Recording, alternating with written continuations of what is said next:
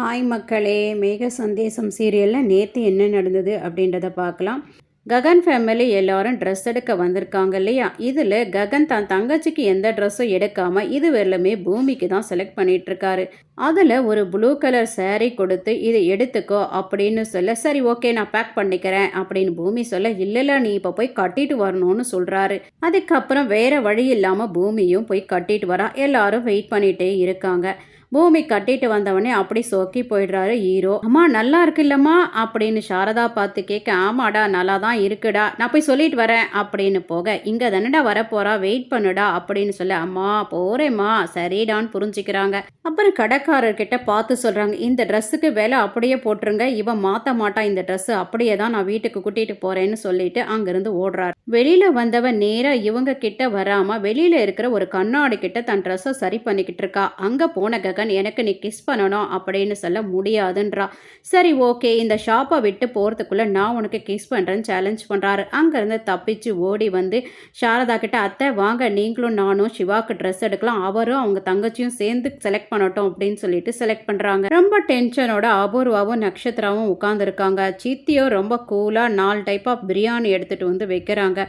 இன்னும் நிறைய பிரியாணி ஆர்டர் பண்ணியிருக்கேன் அபூர்வா, எல்லாத்தையும் நீ சாப்பிடு அப்படின்னு சொல்கிறாங்க. இப்போ எதுக்கு பிரியாணி, இவ்வளோ டென்ஷனாக உட்காந்துருக்கோம் இல்லை அப்படின்னு நட்சத்திரா கேட்க, என்ன பேபி முட்டாள்தனமாக பேசிகிட்டு இருக்க, உங்கள் அம்மா சாப்பிட போகிற கடைசி பிரியாணி, நாளையிலேருந்து அவள் களி தான் சாப்பிட்டாகணும் அப்படின்னு சொல்ல ரொம்ப கோவப்பட்ட அபூர்வா, நீயே சாப்பிட்டு தொலை அப்படின்றாங்க. ஆமாம் அபூர்வா, அவ்வளோ பெரிய கொலை, சோபாவை கொன்னுட்டே நீ இதுவரையிலும் மாட்டிக்காமல் இருக்க, சின்ன பையன் இவன் சாவில் நீ மாட்டிக்கிட்டியேம்மா, யோசி அப்படின்னு சொல்ல, ஆமா சித்தி நீ சொல்கிறது கரெக்டு தான், இதுலேருந்து நான் தப்பிக்கணும் அப்படின்னு யோசிக்கிறாங்க. அந்த நேரத்தில் போலீஸ் ஜீப்பு வந்து நிற்கிற மாதிரியும் போலீஸ்காரங்கெல்லாம் இறங்கி உள்ளே வந்து விலங்க மாட்டி கூட்டிகிட்டு போகும்போது சரச்சந்திரா ஒன்றுமே பேசாமல் நிற்கிற மாதிரி சித்திக்கு கனவு வந்ததுனால இருக்கிற எல்லா பிரியாணியும் சாப்பிட்டுடுறாங்க. எதுக்கு இப்படி எல்லா பிரியாணியும் கொட்டிக்கிற அப்படின்னு அபூர்வா கேட்க, அம்மா நான் தான் அந்த கனவு கண்டேன், உன் புருஷன் சும்மா இல்லாமல் என்னையும் நட்சத்திராவையும் சேர்த்து பிடிச்சி கொடுக்குறாமா, நான் சாப்பிட்ற கடைசி பிரியாணி கூட இதுவாக தான் இருக்கும்னு சொல்லிட்டு சாப்பிட்றாங்க. இங்கே பூமி எல்லா ட்ரெஸ்ஸும் எடுத்து இது நல்லா இருக்குல்ல அது நல்லா இருக்குல்ல அப்படின்னு சாரதா கிட்ட கேட்டுட்டு இருக்கும்போது சாரதா ஒரு ட்ரெஸ்ஸை பார்த்துக்கிட்டே இருக்காங்க. ஒத்து என்னத்தை அந்த ட்ரெஸ்ஸே பார்த்துட்டு இருக்கீங்க, என்ன மாமாவுக்கு சூட் ஆகுமான்னு பார்க்குறீங்களா அப்படின்னு பூமி கேட்க,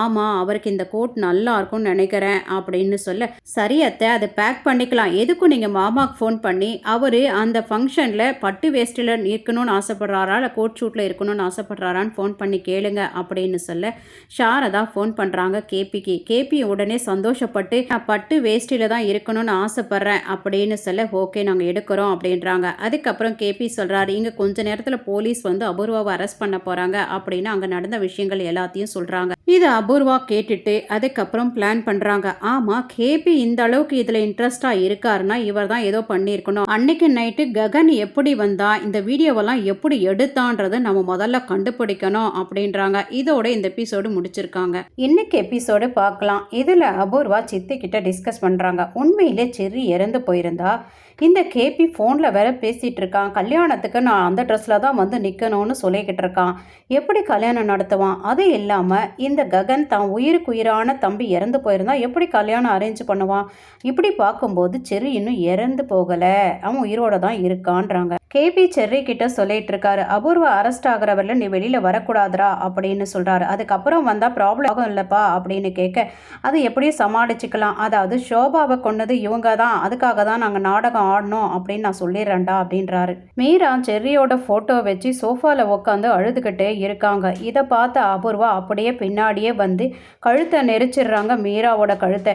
அப்படியே மயக்கம் ஆயிடுறாங்க. இதை பார்த்த உடனே சித்தி ஓடி வந்து, ஐயோ இவ்வளோ வேற கொன்னுட்டியா நீ அப்படின்னு கத்த, அமைதியாக இருங்க, செர்ரி வெளியில் வரணும்னா நம்ம இந்த நாடகம் ஆடித்தான் ஆகணும், இங்கே பாருடி நட்சத்திரா இப்போ ஃபோனை பண்ணுடி அந்த கேபிக்கு, செர்ரியை நினச்சி மீரா சூசைட் பண்ணிக்கிட்டாங்க அப்படின்னு சொல்லுடி அப்படின்றாங்க. நட்சத்திராவும் அதே மாதிரி ஃபோன் பண்ணி சொல்லிடுறா. 2 பேருமே அழுதுகிட்டு வீட்டுக்கு ஓடி வராங்க. பூரி சொல்கிறா, எனக்காக நீங்கள் எல்லாரும் ட்ரெஸ் எடுத்தீங்க, இருந்தாலும் எனக்கு திருப்தி இல்லை, எனக்காக சிவாவும் சிவாவுக்காக நானும் எடுக்கலை, இப்போ எடுக்கணும், அப்போ தான் எனக்கு திருப்தி ஆகும் அப்படின்னு சொல்ல சிவா எடுக்கிறான். இந்த நேரம் பார்த்து அந்த பிந்து கடைக்குள்ளே வரா. எப்படி வரான்றது தெரியல. சிவாக்காக பூரியும் எடுக்கிறா. அந்த நேரம் இவ வந்து சிவாவை கூப்பிடுறா. சிவா தனியாக போயிட்டு ரெண்டும் கட்டி பிடிச்சிக்குதுங்க. அபூர்வா பக்கத்தில் உட்காந்து ஓன்னு ஒப்பாரி வச்சிட்டு இருக்காங்க. உடனே சரச்சந்திரா ஓடி வந்து அழுகுறாரு.